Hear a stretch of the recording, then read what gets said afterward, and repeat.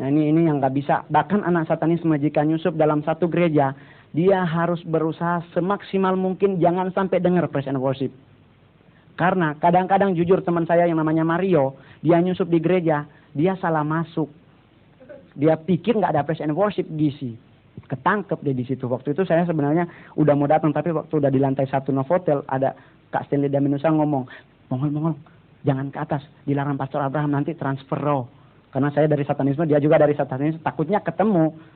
Saya juga manifestasi, dia juga manifestasi, bingung di sini nanti melayani dua orang yang berbeda. Dan waktu itu saya langsung nggak jadi naik, dan waktu itu kebetulan di Manado ada acara satanisme yang terbesar tanggal 14 Februari, dan sempat Mario buka mulut. Nah waktu itu langsung ada doa semalam di GC, karena doa semalam tersebut GC langsung nyerang. Nah ini biasanya pembawa syafaat yang tahu. Nah ini saya jelaskan bahwa yang paling pertama ditakuti adalah praise and worship, dan kita tahu dasar Alkitabiahnya adalah Yosua 6 dan Mazmur banyak tentang kekuatan kedahsyatan kuasa praise and worship. Kalau Yosua 6 itu tentang Yosua merobohkan tembok Yeriko, nggak pakai rudal skat tapi hanya mengelilingi selama 7 kali sambil praise and worship. Yang kedua adalah firman Tuhan, dan jujur saya banyak menjatuhkan hamba Tuhan lupa firman. Hamba Tuhan, padahal firman Tuhan itu punya kekuatan, tapi hamba Tuhan lupa. Karena udah saking ketakutan. Karena kalau orang Pentakosta ketemu anak satanisme kan pasti dia histeris. Dalam nama Yesus kuria lama. Haleluya Tuhan. Biasanya seperti inilah tipe-tipe orang Pentakosta karismatik kalau ketemu satanisme. Padahal kekuasaan dahsyatnya firman Tuhan itu punya. Kalau kita pasti tahu Matius 4 waktu Tuhan Yesus dicoba iblis, dia nggak pakai tengking dalam nama Yesus karena dia sendiri yang Yesus. Dia hanya katakan ada tertulis di kitab Yohanes 1 ayat 1, di kitab Ibrani 1 ayat 18-19 bahwa Injil itu adalah kekuatan Allah, dan di Ibrani itu adalah bahwa firman itu bagaikan pedang bermata dua. Nah jujur saya bisa tahu karena saya memang minta hikmat dari Tuhan karena saya terlibat di sini. Di mana Alkitabiahnya hal tersebut saya dapat dari Tuhan, dan bukan hanya itu, saya juga karena di Manado ikut SPOP, Sekolah Pertumbuhan Orang Percaya. Saya udah kelas 2. Kan Anda pasti berubah, nah ini saya udah kelas 2 lah, udah lupa, tapi nggak selesai. Kelas 1 udah selesai, kelas 2 nggak selesai karena keburu berangkat. Nah ini hal pertama tersebut adalah pertama presiden kedua tentang firman Tuhan, dan ketiga adalah kuasa anak darah anak domba Allah, Holy Spirit, dan dalam nama Yesus.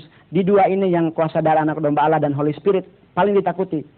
Nggak ada tandingannya, maksudnya nggak ada yang lain. Tapi kalau dalam nama Yesus, anak satanisme kadang-kadang nggak takut. Jujur, anak satanisme kalau setiap kali ditengking orang pakai dalam nama Yesus, kadang-kadang dia cuma ketawa. Jujur teman saya satu dilayani di gereja Gemim Saitun Rano Tanak Wiru di Manado, ditumpangkan tangan hamba Tuhan dari gereja Protestan, waktu teriak dalam nama Yesus, ini si Immanuel nonjok hamba Tuhan tersebut 2 gigi depan copot. Karena not the power, karena mungkin hanya sebatas ngomong. Karena kita bisa tahu kan di Kisah Para Rasul 19 anak Skewa melakukan pelayanan pelepasan kan juga tengking pakai nama Yesus. Iblisnya nanya, Yesus mana? Yesus ini saya kenal. Paulus saya tahu, Yohanes saya kenal, tapi kalian Yesus mana? Jujur siapa yang sering nonton SCTV 4:30 sore itu ada Acabelita, papanya kan Yesus juga Yesus. Di Filipina juga Yesus banyak, Yesus mana dulu? Nah hal tersebut, dan yang terakhir, poin yang terakhir yang paling ditakuti adalah Efesus 6 ayat 11-20 tentang selengkap senjata Allah.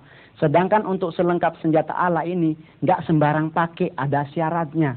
Contoh, ini saya dapat langsung bahwa contohnya jika orang tersebut belum selamat, belum lahir baru, istilahnya belum bertobat, belum terima Yesus secara pribadi, dia belum selamat, dia minta ketopong keselamatan, makainya terbalik.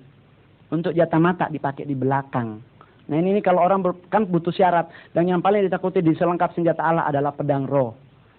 Pedang roh tersebut kadang-kadang setiap kali kami serang hamba Tuhan pedang rohnya 1 meter, punya kita 3 meter. Kapan hamba Tuhannya menang? Karena hari Minggu doang dia baca firman Tuhan, hari Senin, Selasa, Rabu sampai Sabtu dibiarin nonton Victoria. Nah ini hal-hal tersebut sangat penting, empat hal tersebut, dan saya akan jelaskan juga karena saya harus sampai jam 12 mungkin. Ada hal tertentu yang mungkin pendoa syafaat kadang-kadang peka. Contoh masalah mengcover. Biasanya kalau kita doa semalam atau biasa kan kita doa begini, Tuhan tutup bungkus kami yang ada di sini. Dalam nama Yesus, amin. Memang dia ditutup bungkus Tuhan, tapi dia lupa yang di rumah, anak dan istrinya. Iblis akan nyerang di mana yang lowong. Dan ini juga biasanya saya di Manado jelaskan dan di GC Manado diterapkan bahwa sebelum masuk doa, sebelum masuk ibadah, harus doa dulu, doa peperangan.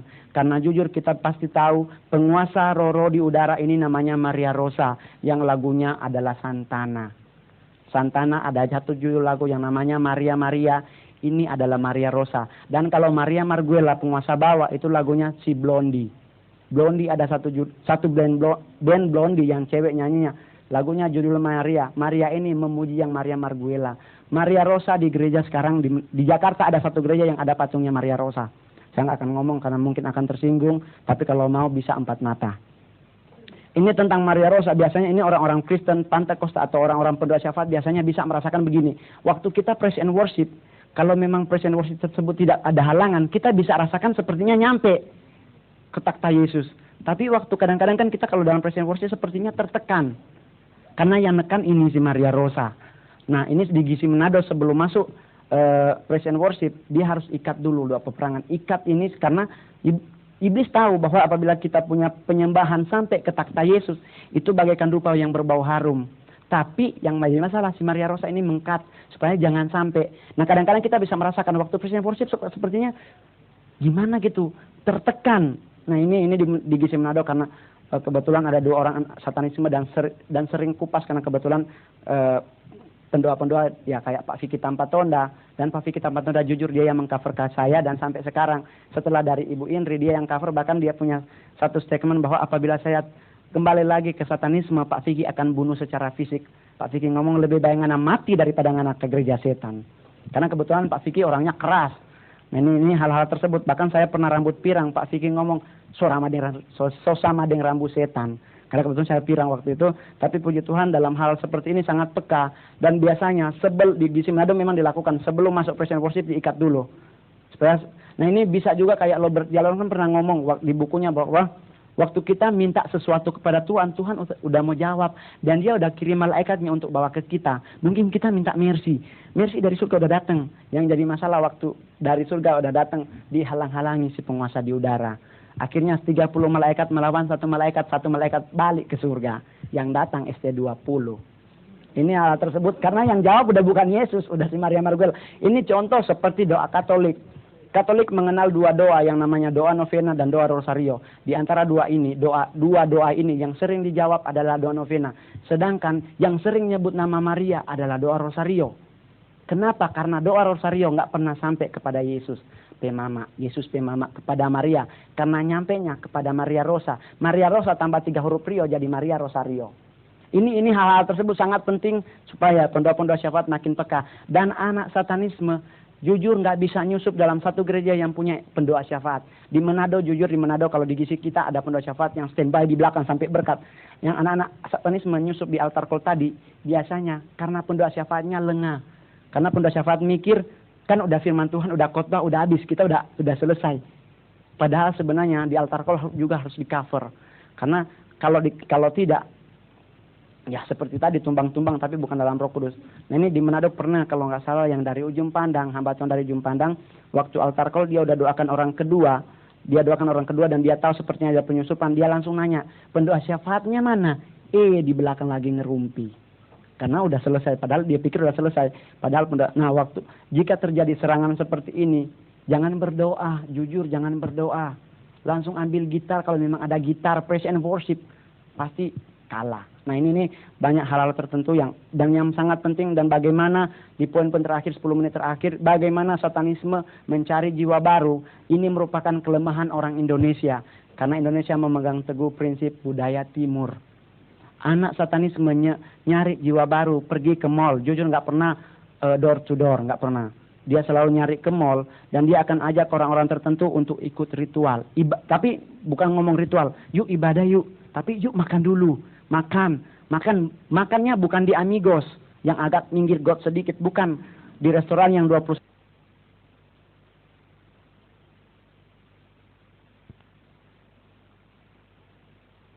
Makan ini yang ajak dia biasanya manggil waitersnya, minta bilnya nanya berapa, pasti 3 juta 4 juta. Ini yang ikut biasanya 10 orang lebih, harus 10 orang lebih, nggak boleh lebih, nggak boleh kurang. Biasanya langsung mikir, wow 3 juta, wow 4 juta.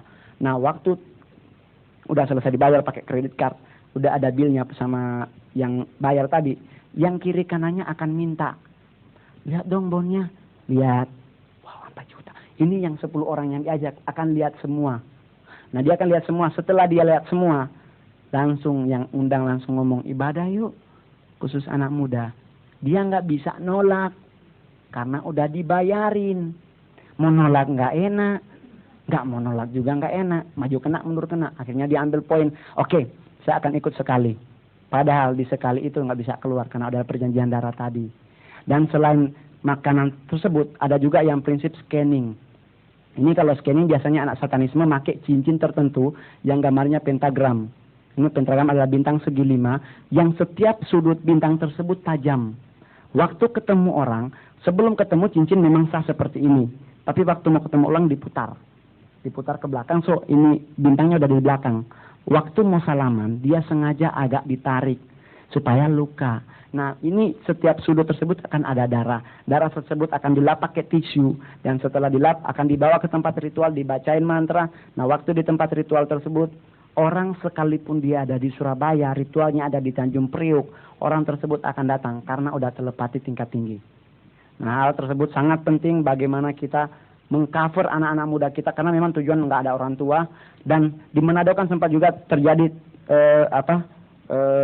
perdebatan karena katanya gereja setan ini nggak benar, nggak ada di Alkitab. Padahal jujur di Alkitab, di dalam kitab Wahyu 3 ayat 9 di situ ada kok gereja setan, namanya Synagogue of Satan.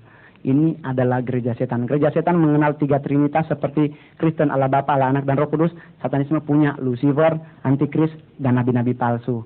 Nah ini mereka akan putar balikan fakta firman Tuhan, dan di sisi-sisi terakhir saya akan menjelaskan sampai sekarang orang-orang tua masih percaya tentang kejatuhan manusia yang di versi kitab Kejadian manusia jatuh dalam dosa, yang dikutuk ada 3, Adam, Hawa, ular. Padahal ini pengajaran Children of God dan Saksi Yehova. Jika kita balik ke Alkitab, yang dikutuk hanya ular, Hawa, dan tanah. Adam tidak kena kutuk. Ini pengajaran Saksi Yehova yang sebenarnya setiap kali menginjil bawa Alkitab. Tapi ditulis luarnya Holy Bible, di dalam udah amandemen. Tentang prinsip hedonisme. Nah hal tersebut sangat penting, dan kita orang-orang Kristen harus tahu bagaimana kita harus mengalahkan. Nggak usah sampai tengking-tengking praise and worship aja is okay, udah bisa parit tunggal langgang mereka. Dan puji Tuhan sampai sekarang saya tetap melayani, dan saya rencana dari Manado target utama untuk sekolah Alkitab. Tapi saya nggak sempat ngomong sama Pastor Abraham karena saya berangkatnya mendadak. Tapi saya akan telepon ke pastor bahwa saya udah masuk GISI di Jakarta, karena selama ini nyari GISI nggak ketemu. Katanya di Cilincing nggak tahu, sampai Bogasari nggak ketemu. Ini puji Tuhan sampai sekarang saya tetap melayani, dan saya akan tetap berbakti sampai selesai di sini. Kalau memang ada yang kepingin ketemu, kepingin tanya-tanya tentang produk satanisme menguasai 90% produk mereka di supermarket ini ada 90%. Supermarket menjual produk satanisme 90% produk satanisme di supermarket dijual. So kita sebagai orang Kristen bagaimana? Apakah kita akan balik ke Saman Batu kalau nyuci rambut pakai santan? Sedangkan setiap kali satu produk, satu sampo, seumpama dia satu sampo 10% masuk ke satanisme. So bukan cuma narkoba membuat orang ketergantungan, sampo pun bisa. Kalau kita udah cocok pentin, kita nggak akan beli